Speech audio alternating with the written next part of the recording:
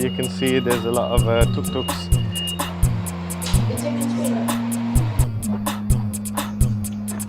See how the cannon would have looked. And there's no climbing on the walls after 8 p.m, so we've got a little bit of time.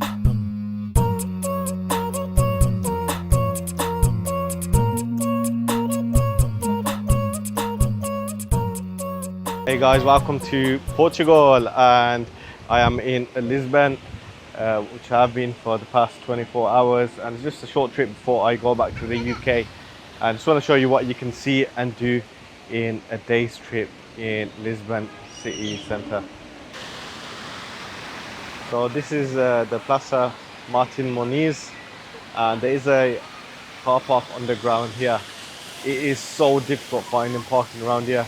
I've hired a car and there is so much traffic around the city as well. So I'll explain a bit more about that later on in the video, but under this big giant place is a multi-story car park, and it's a great ideal central location if you want to park close to a lot of the touristic areas. And up in the distance, I don't know if you can tell, but there is the St. George Castle, which we're going to try to check out a little bit later. Here you can see there's a lot of tuk-tuks around the city, which they offer you rides as well. And I'm not really sure of the prices, but some of them look really cool. Like you can see that green one there. It's a very, it's like a traditional European design. And this yellow one's like an Indian design, and there's some off-road ones as well, as you can see with that red one. You will see a lot of historic buildings which need restorations, but then you'll also see stuff like this where there's a lot of beautiful tiles that are on the exterior of buildings, which gives it a really nice sight. And there's a lot of history here, a lot of culture, which is one of the beautiful things that you can explore and see.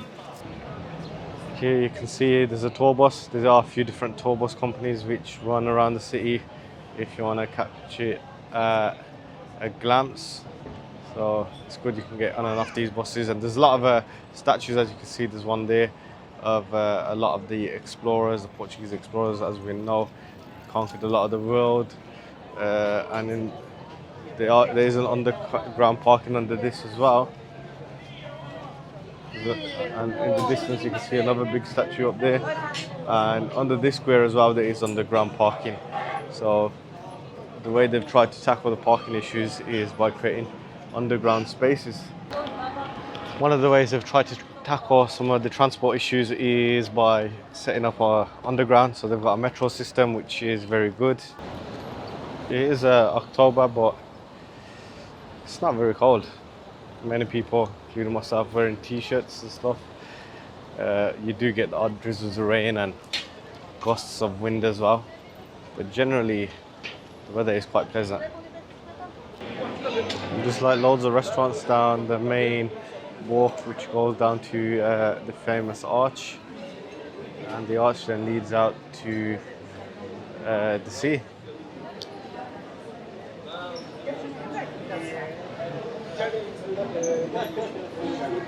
So the name of the arch is Arco de Rua Augusta.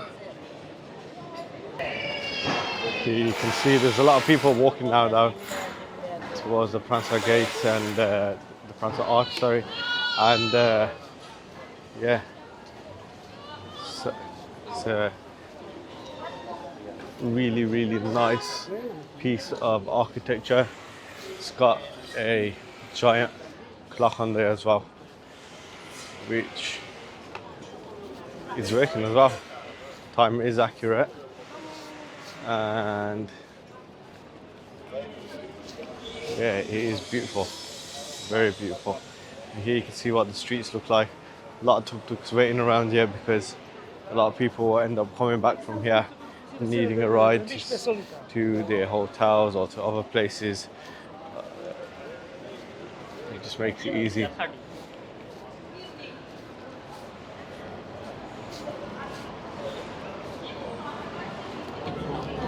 So look how beautiful this open space is.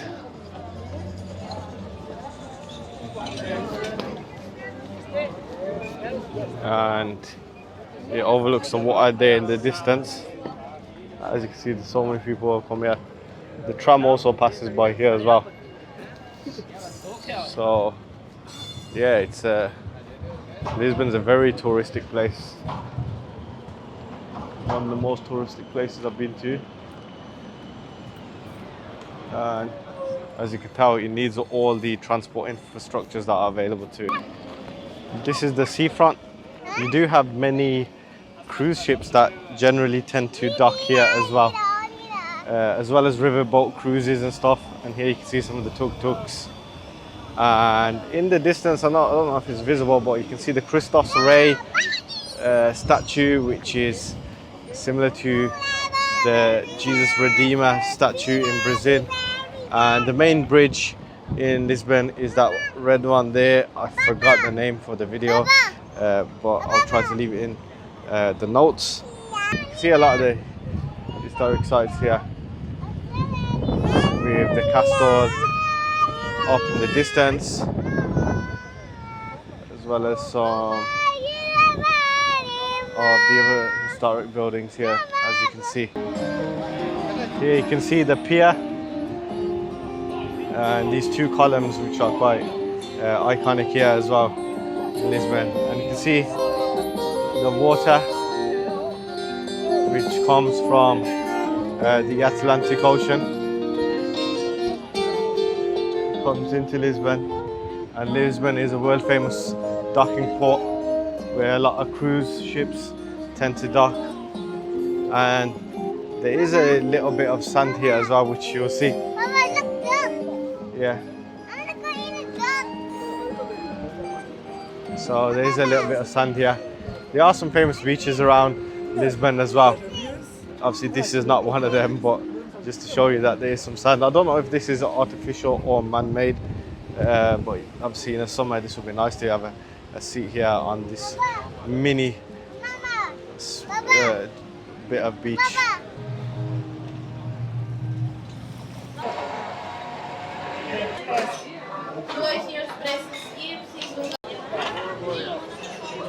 If you're in Lisbon, you do have to check out some of the local cuisine. And here we are at Manticaria, who produce some beautiful egg tarts, and they use the best of flavors.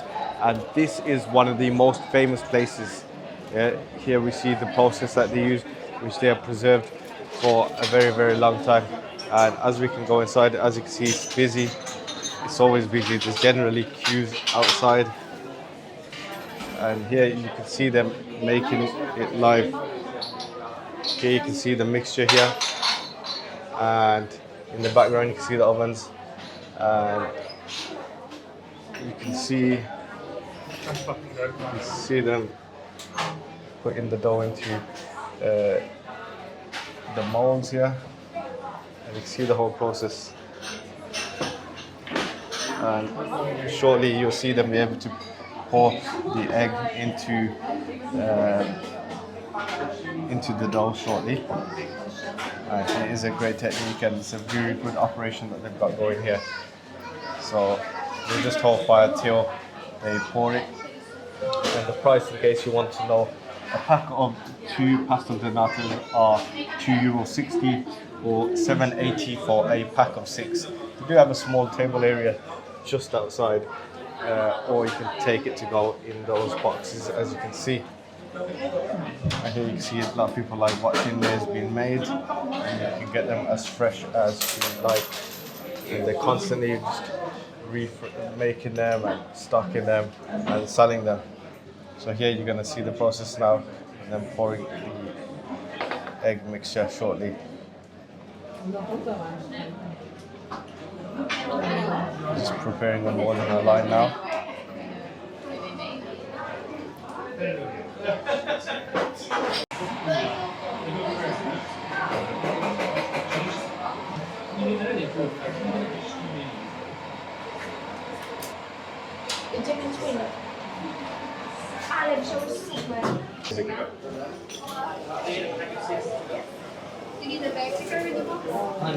Here's the price list if you want to see for yourself. It's a small seating area outside here, as you can see. very basic but very effective. And you can see there's always queues outside. So this is the packaging that it comes in, and here you can see that they slide them inside. Pack of 6 inside here. And this is how they look. They do sell hot drinks, so I bought a coffee as well. Let's give it a go. Oh, that is very nice. Very, very nice.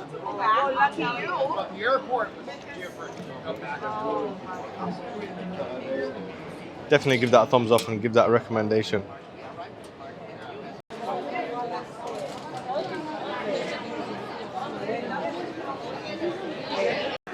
Here we are at one of the vantage points, one of the viewpoints out onto the sea. As you can see here,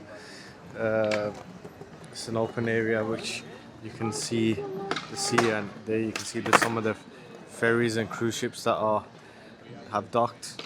And there are quite a few restaurants up here as well. It is near to where the entrance is for the castle, and as you can see, it is getting a little bit busier now.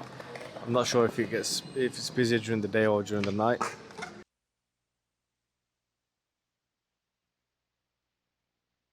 Okay. So this is the entrance into the castle, which cost 15 euros. It is starting to get dark now, so the low light might be an issue whilst recording. But the castle closes at 9 and it's just past 7 p.m. So you get an idea of how it's like just before it gets dark. Obviously there's a lot to see in Lisbon, so for anyone who wants to know whether a day or two is enough, it's probably not if you want to see a lot of the sights. There are 3 or 4 castles in the region. You have the Moors Castle and some other castles as well. There's the castle which is just outside the city as well. This is the St. George one, which is the closest to a lot of the attractions and stuff like that. So if you do want to visit more than one castle, then you do have to plan it accordingly. As you can see, the view is amazing. It really is. So you've got the Sintra Castle as well, which is, I think it's about a 40-minute drive from here. And it's so peaceful up here. You can see the castle walls. And you can see a lot of the beautiful scenery ahead.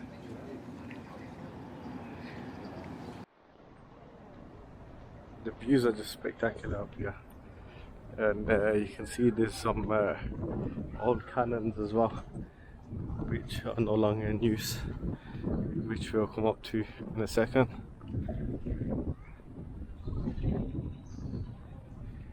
And I'm not sure how much of it was reconstructed or how much of it is original architecture, but I'm assuming a lot has been rebuilt.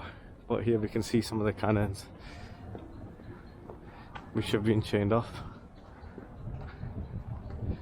So obviously this was a fortress. You can't read any writing. I think the plaque's been removed.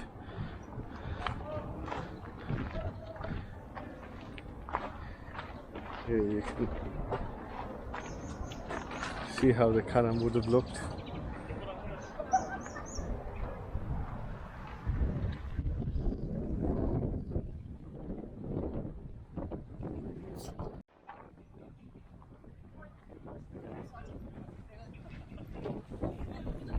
There's pieces of various cannons on the floor which you can touch and stuff.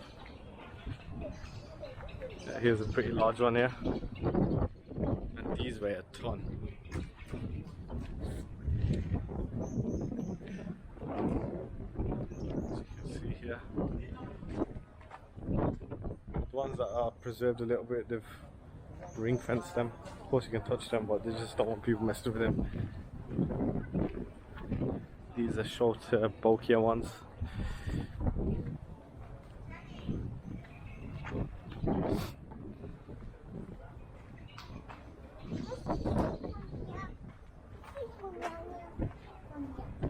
views are just magical. We have people living very close proximity. Like, look at these guys.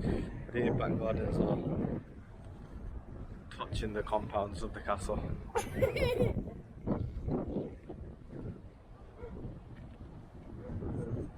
Yalla. Not tomorrow, then why would you play?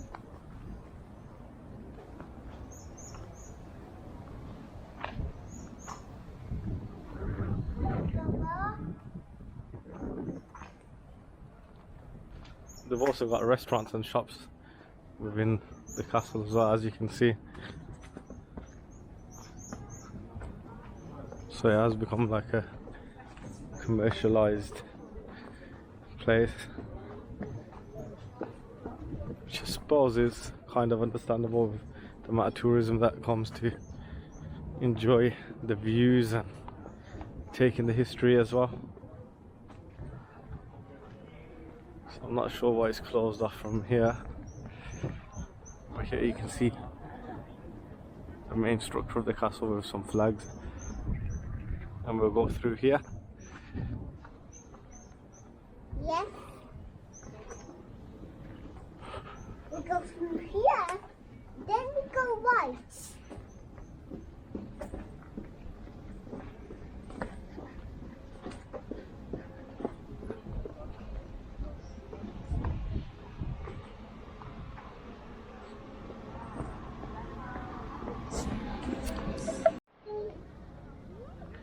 Here you can see there's the bridge that goes into the castle, and it's very nice around here, as you can see. And there's no climbing on the walls after 8 PM, so we've got a little bit of time before they close that off.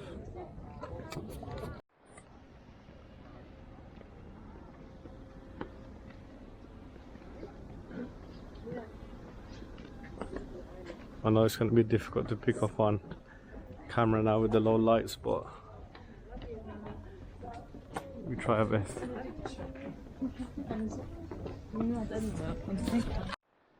So here it's a lot more lit up. Thank God they put some lighting in here, so you're able to see how beautiful it is on the inside of the courtyard of the castle. So there would have been troops here a few hundred years back. They had wars with the Spanish and the Moors as well, from places like Morocco and southern Spain. Let's go up the walls and show you the view. Where we can go?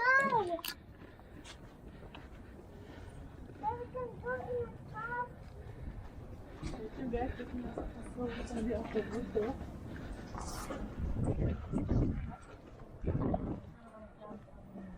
So we are up one of the watchtowers at the moment, where it's very hard to make sight of what you can see and what you can't. There are several watchtowers up which you can go and see.